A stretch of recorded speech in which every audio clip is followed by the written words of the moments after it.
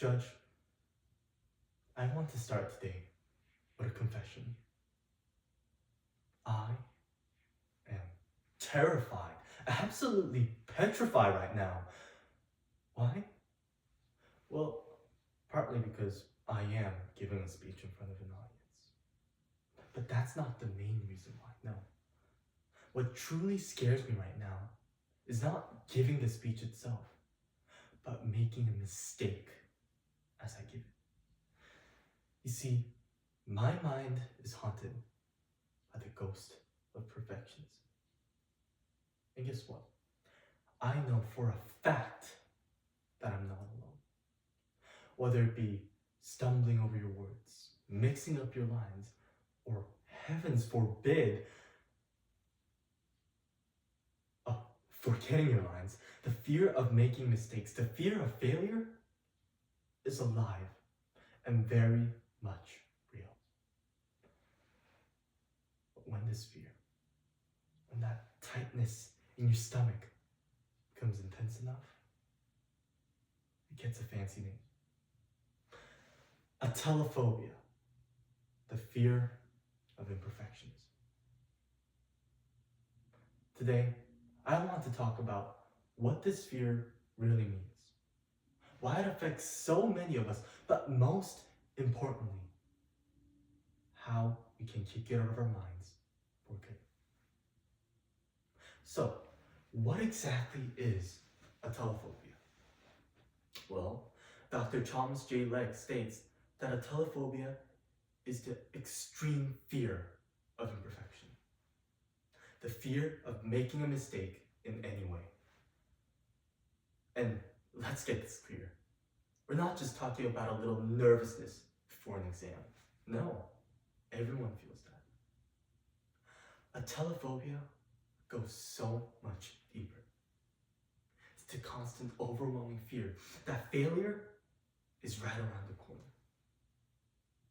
Imagine living in a world where you think every tiny mistake will result in a major catastrophe. That's atelophobia. For people dealing with this, it's not just, oh, I hope I do well, or oh, I hope I don't mess up. No. It's if I don't do this perfectly, I'm over. I'm worthless. Everything's ruined. And you know what the worst part is?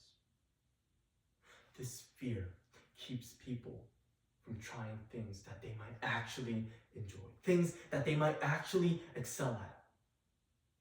It's like living with a voice in your head that goes 24/7. You're not good enough.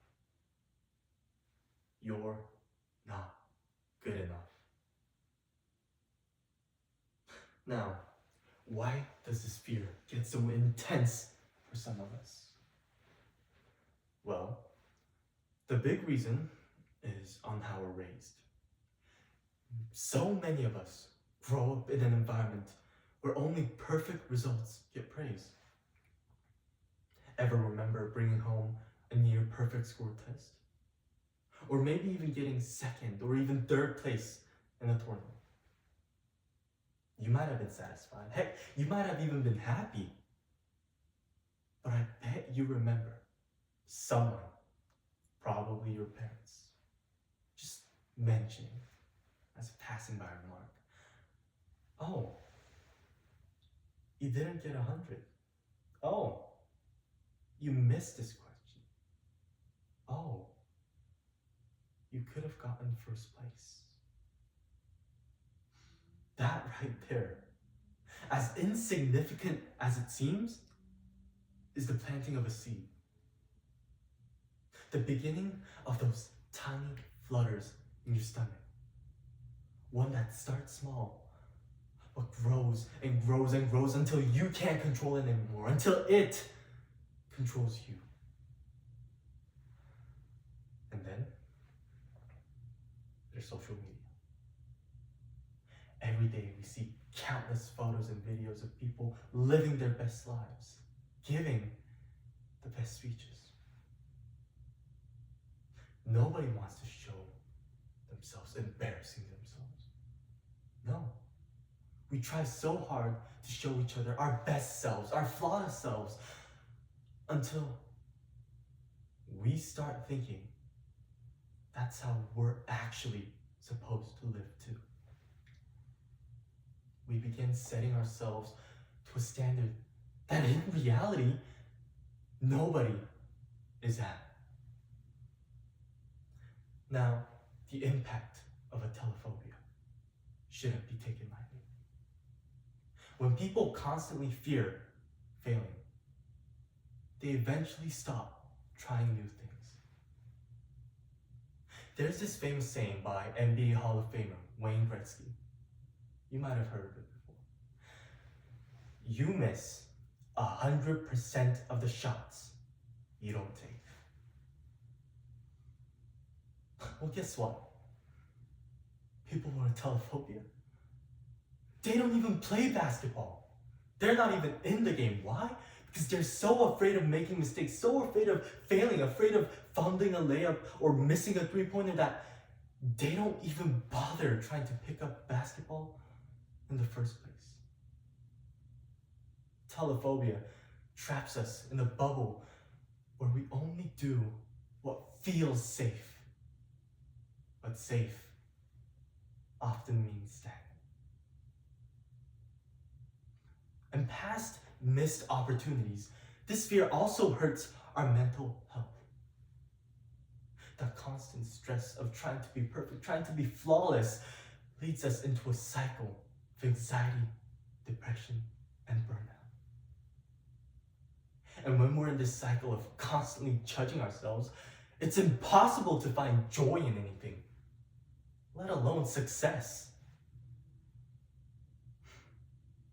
So, the big question remains. How do we get rid of this fear? How do we break away from these chains? How do we escape this cycle of dread? Well, I'm here to tell you that the change starts in our minds. First, we must redefine and understand what failure, what making mistakes really means. We have to understand that a mistake isn't the end of the world.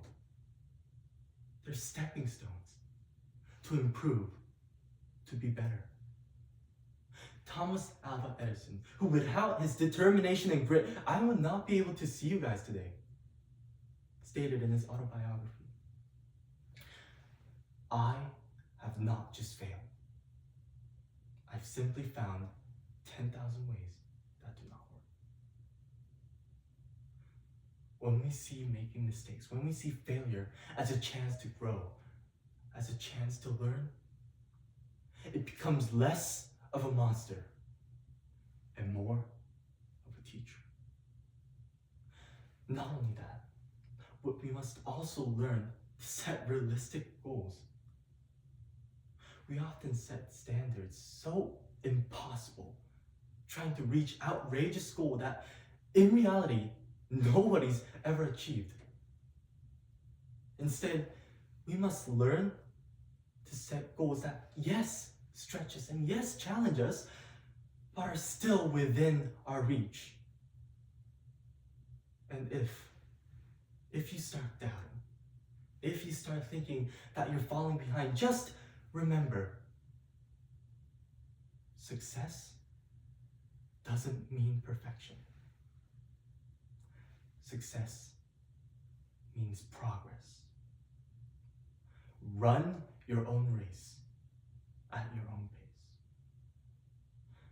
And finally, talk to your friends, to your families, and if necessary, teachers and counselors. We don't have to face these fears by ourselves. We're often our own worst critics.